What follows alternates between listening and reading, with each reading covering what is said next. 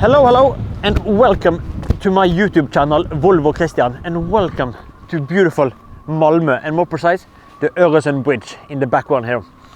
This is the bridge that connects Sweden to mainland Denmark over there in the distance. I'm here on a little Easter road trip with this gorgeous XC90. So now I'm in southern Sweden, the tip of Malmö, with the Öresund Bridge in the background. We're actually going to cross that bridge tomorrow because I'm heading in towards Denmark.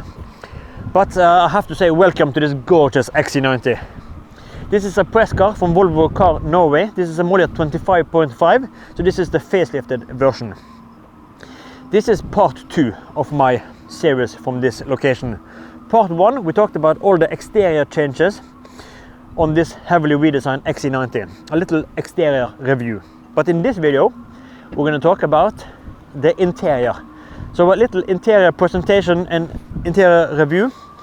What I think about this gorgeous, absolutely breathtaking upholstery, cardamom ventilated leather. The best interior that's possible to get in the XC90.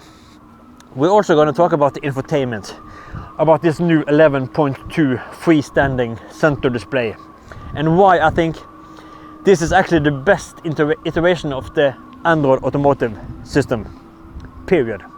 Hands down, this is the best so far. But it's, as I said, quite windy here at the tip of Malmö, so let's jump inside to take a closer look at the XC90 interior for this redesigned XC90, MY25.5. Let's jump inside. Stepping inside the redesigned XC90. And what a place to be. What a gorgeous, gorgeous interior. Maybe you can already notice that there's something that's poking out and sticking out more than others. And yes, we're going to talk about this 11.2 freestanding glued on iPad afterwards. But yes, it's here, it's sticking out. Yeah. But either way, we're going to talk about the overall impressions first. How is it to be in the XC90? And I have to say, it's marvelous. This has been the attraction with the XC90 the whole time for me. The way it makes you feel when you're stepping inside. You feel special. You feel gifted. You feel lucky that you can sit here and enjoy this luxurious and cozy interior. But what did we get with the MY25.5, this redesign? I'm just going to start here. Maybe we'll start with the overall interior. This is the cardamom upholstery. You can get the cardamom in two different options. Either the Nordico, that is a bio-based synthetic material that Volvo have developed themselves, more sustainable, or this cardamom ventilated leather. Real Nappa leather, beautiful and delicious seats. And these seats also offers ventilation in 3 different levels. Pretty aggressive fan, but okay. Also heating, so you can do heating and ventilation, and you can do steering wheel heater. And the best part, you can activate a massage. Oh, delicious, delicious. And also, as you stop the massage and go down, you can adjust also the side bolsters, the lumbar supports, and also the cushion extension. All electric and connected to memory. So that is the cardamom style that we are in here now. Beautiful. But what did we get with the redesigned XC90? First off, we're going to start with the door cards. We got this new Bowers & Wilkins speaker grid, or this mesh grid over. Similar as we saw on the EX90. Beautiful cover. We also have a new decor inlay in the door that follows over on the dash here. And then I'm probably going to overlay a picture at night because we also have a new or upgraded ambient lighting. I'm just going to overlay a picture of that. I haven't driven at night yet with this. Or I have forgotten to take a picture. Either way, I'm going to overlay a picture of that because we also have new ambient lighting. And then maybe what I was most intrigued over. We have this new textured material on the dash. Also, this small part here this level of attention with contrast stitching and this piping in the middle. Really beautiful, and it really elevates the overall impressions of the interior. Also have new air blades manually that I love, not to have it messed up in the screen. And yes, we still have, well, we talk about screens, manual opening of the glove compartment, and still with this physical knobs and this delicious. Look, listen. This is good. And I also love the starter button.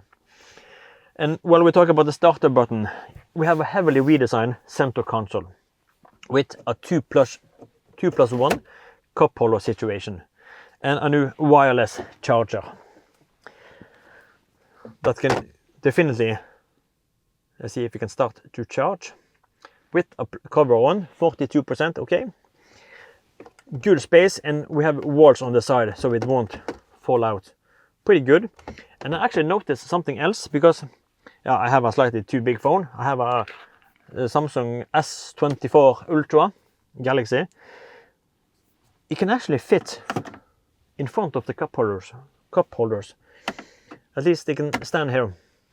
So that was, but without the cover. Maybe if you have a smaller phone, it could be more locked in place.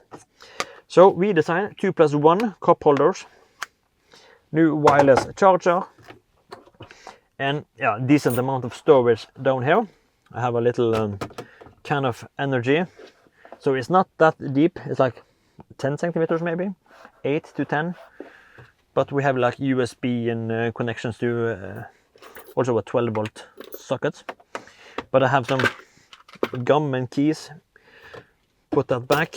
So we design center console, but we still have this beautiful Auraforce crystal gear shifter, beautiful metal rocker switch for the start button. I love that one. And then when I hold the key here, this key, this is the XC90 are Volvo's flagship SUV, their Halo product.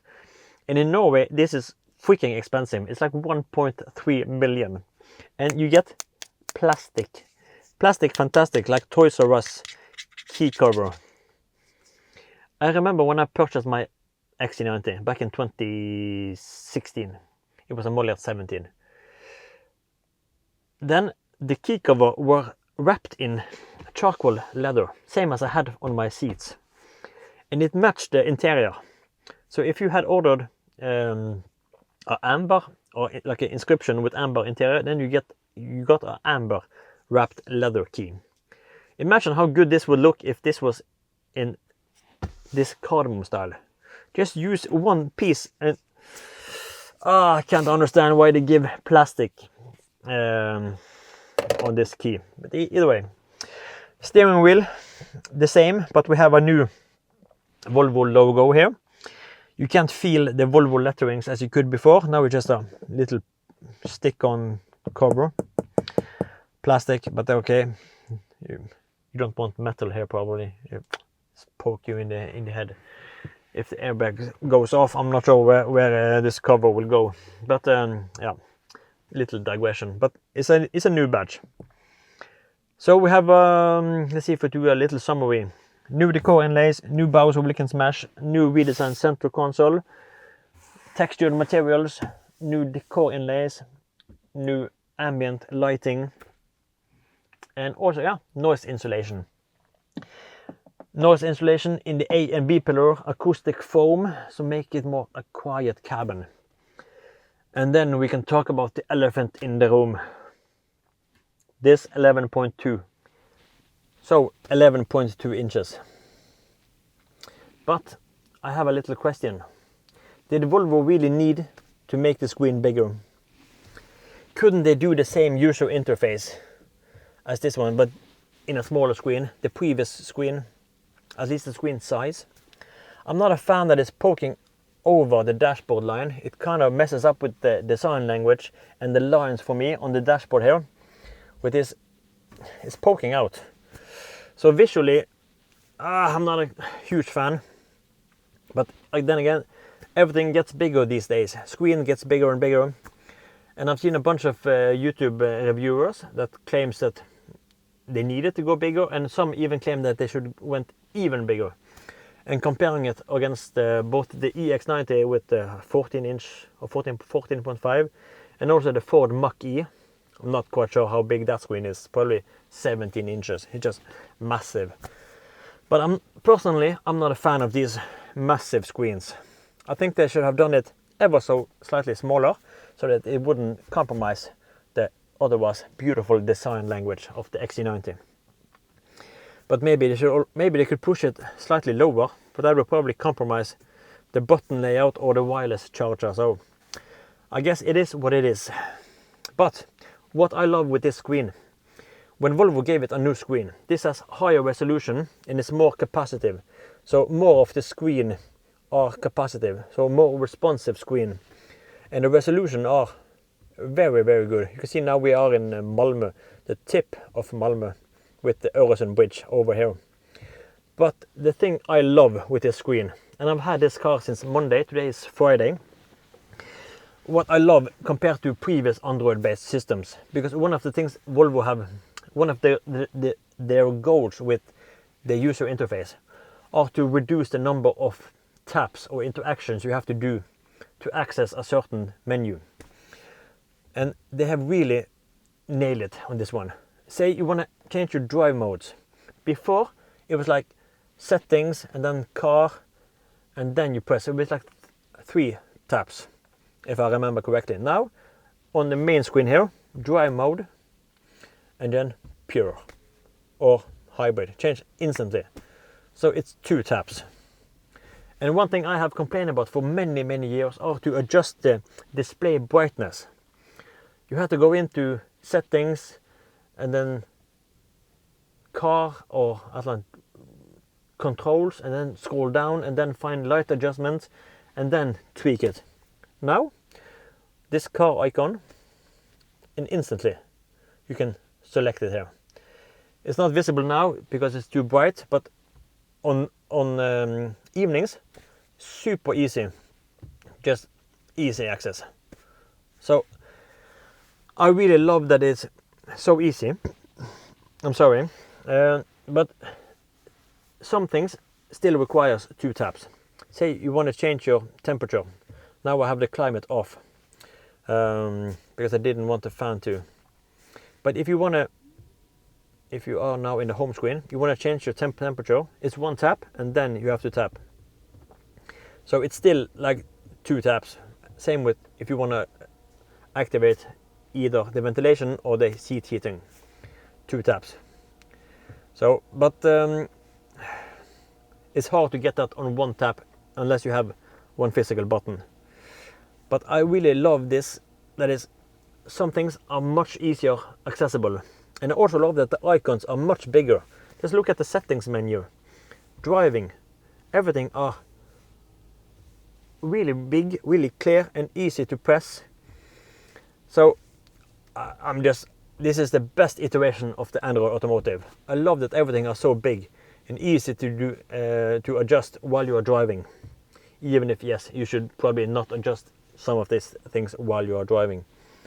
But there's so much I can mention here, but most of it is like 90% good. It's like 95%. It's close to perfection. There's some things that I wish they could improve ever so slightly. Say here on exterior mirrors, tilt when reversing. Previously, on the sensors-based cars, when you activated the tilt on reverse, then you can activate if you wanted the right or the left mirror to tilt.